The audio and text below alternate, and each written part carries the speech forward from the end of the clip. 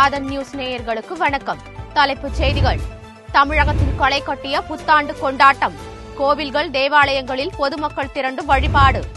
சென்னை கடற்கரை பகுதிகளில் புத்தாண்டு உற்சாக கொண்டாட்டம். கட்டுக்கடங்காத கூட்டம் திரண்டதால் பாதுகாப்பு கருதி கட்டுப்பாடுகளை விதித்த போலீசார். புத்தாண்டை ஒட்டி குடியரசுத் தலைவர் திரௌபதி முர்மு, பிரதமர் மோடி வாழ்த்து. நாட்டு மக்கள் அனைவருக்கும் மகிழ்ச்சி மற்றும் வளமையை கொண்டு வந்து சேர்க்கட்டும் என வாழ்த்துச் செய்தி.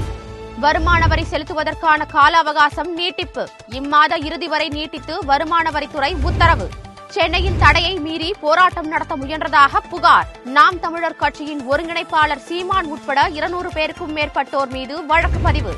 புத்தாண்டின் தொடக்கத்தில் ஆபரண தங்கத்தின் விலை அதிகரிப்பு. சவரனுக்கு 320 ரூபாய் உயர்ந்து 57,200 ரூபாய்க்கு விற்பனை. இனி தொடர்வது விரிவான செய்திகள். ஆங்கில புத்தாண்டு இன்று பிறந்ததை ஒட்டி தமிழகம் முழுவதும் வழக்கமான கொண்டாட்டம் களை கட்டியிருக்கிறது. பொதுமக்கள் ஒருவருக்கு ஒருவர் வாழ்த்துக்களை தெரிவித்தும், கோவில்கள், தேவாலயங்களில் வழிபாடு நடத்தியும் புத்தாண்டை வரவேற்று கொண்டாடி வருகிறார்கள். 2024ஆம் ஆண்டு நிறைவு பெற்று 2025ஆம் ஆண்டு இன்று பிறந்திருக்கிறது. இதனை வரவேற்கும் விதமாக நள்ளிரவு முதலே உலகம் முழுவதும் மக்கள் ஆடிப்பாடி உற்சாகத்தில் திளைத்தனர். தமிழகத்தை பொறுத்தவரை வீடுகள் தோறும் வாசல்களில் வண்ண கோலமிட்டும், மக்கள் அதிகம் கூடும் இடங்களில் வாழ்த்து பேனர்கள் வைத்தும், நண்பர்கள், உறவினர்கள் என பலரும் ஒருவருக்கு ஒருவர் வாழ்த்துக்களை பரிமாறியும் புத்தாண்டு பிறப்பின் மகிழ்ச்சியை வெளிப்படுத்தி வருகிறார்கள். தமிழகத்தின் பல இடங்களிலும் தேவாலயங்களில் நள்ளிரவு பிரார்த்தனைகள் நடைபெற்றன. இதேபோல் கோவில்களிலும் அதிகாலை முதலே சிறப்பு பூஜைகள் நடைபெற்று வருகின்றன. புத்தாண்டை வரவேற்கும் விதமாக பல்வேறு இடங்களில் அரசு கட்டடங்கள் மற்றும் தனியார் நிறுவன அலுவலகங்கள் வண்ண மின் விளக்குகளால் அலங்கரிக்கப்பட்டு இருப்பதை காண முடிந்தது.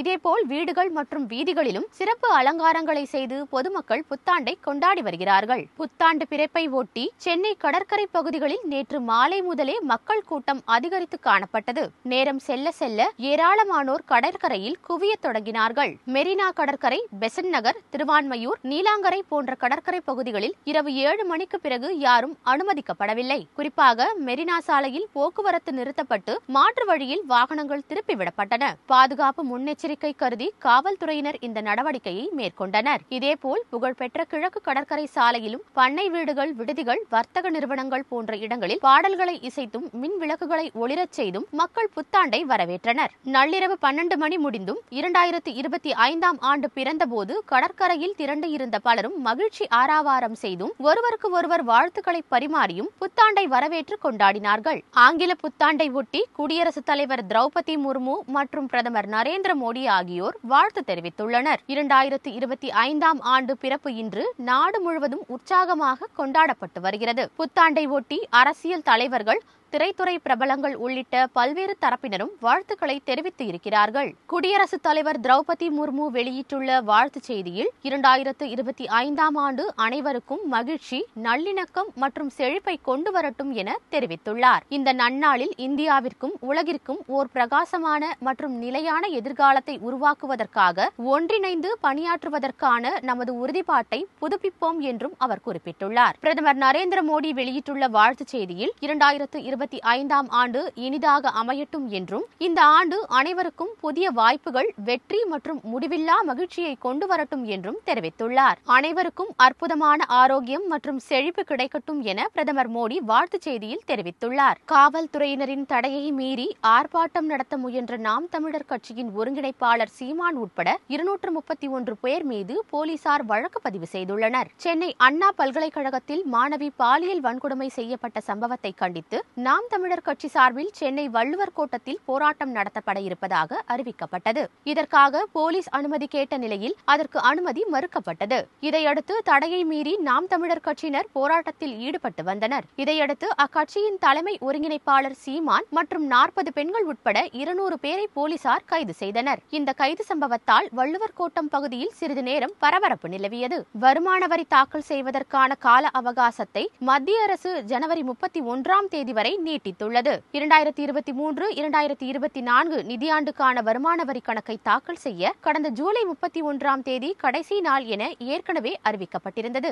இந்த காலக்கெடுவுக்குள் தாக்கல் செய்ய முடியாதவர்கள் 1% வட்டியுடன் டிசம்பர் 31ஆம் தேதிக்குள் தாக்கல் செய்ய வேண்டும் என தெரிவிக்கப்பட்டது. இதனைத் தொடர்ந்து தற்போது வருமான வரித்துறை மேலும் 1 மாத காலம் அவகாசம் வழங்கியுள்ளது. ஒன்றிய நிதித்துறை அமைச்சகம் வெளியிட்டுள்ள அதிகாரப்பூர்வ அறிவிப்பில் வருமான வரி கணக்கை அபராதத்துடன் தாக்கல் செய்வதற்கான கால அவகாசம் அவகாசம் 2025 ஜனவரி 31ஆம் தேதி வரை நீட்டிக்கப்படுவதாக குறிப்பிடப்பட்டுள்ளது. இந்த ஆண்டில் இந்திய கிரிக்கெட் அணி விளையாடும் போட்டி விவரங்கள் வெளியிடப்பட்டுள்ளன.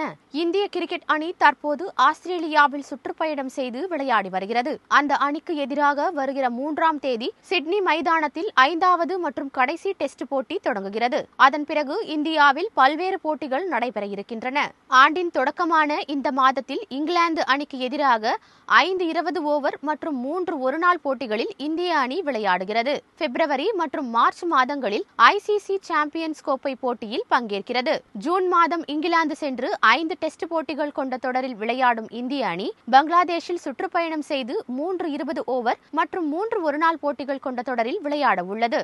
அக்டோபரில் ஆசிய கோப்பை போட்டியில் விளையாடும் இந்திய அணி அதன்பின் வெஸ்ட் இண்டீஸுக்கு எதிரான டெஸ்ட் ஒருநாள் மற்றும் 20 ஓவர் தொடரில் விளையாடுகிறது. தொடர்ந்து ஆஸ்திரேலியா சென்று ஒருநாள் மற்றும் 20 ஓவர் தொடர்களில் பங்கேற்கிறது. 2025ஆம் ஆண்டின் இறுதியில் தென்னாப்பிரிக்காவில் சுற்றுப்பயணம் செய்து 3 வடிவிலான தொடரிலும் இந்திய அணி விளையாட உள்ளது. இந்திய அணி இந்த ஆண்டில் 18 20 ஓவர் போட்டிகளிலும் 12 ஒருநாள் போட்டிகளிலும் ஆடுகிறது. புத்தாண்டு தொடக்கத்தில் சென்னையில் ஆபரண தங்கத்தின் விலை இன்று சவரனுக்கு 320 ரூபாய் உயர்ந்தது. ஒரு சவரன் 57,200 ரூபாய்க்கு விற்பனை செய்யப்படுகிறது.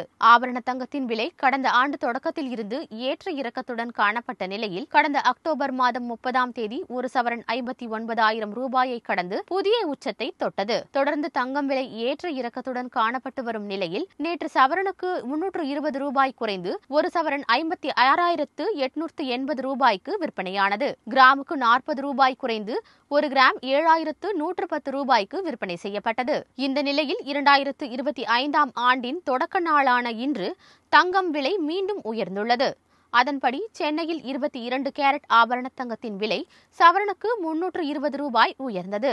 ஒரு சவரன் 57,200 ரூபாய்க்கு விற்பனை செய்யப்படுகிறது. கிராமுக்கு 40 ரூபாய் அதிகரித்து ஒரு கிராம் 7,150 ரூபாய்க்கு விற்பனை செய்யப்படுகிறது. வெள்ளி விலையில் எந்தவித மாற்றமும் இன்றி ஒரு கிராம் 98 ரூபாய்க்கு விற்பனை செய்யப்படுகிறது. இத்துடன் இந்த செய்தி அறிக்கை நிறைவடைகிறது. வணக்கம்.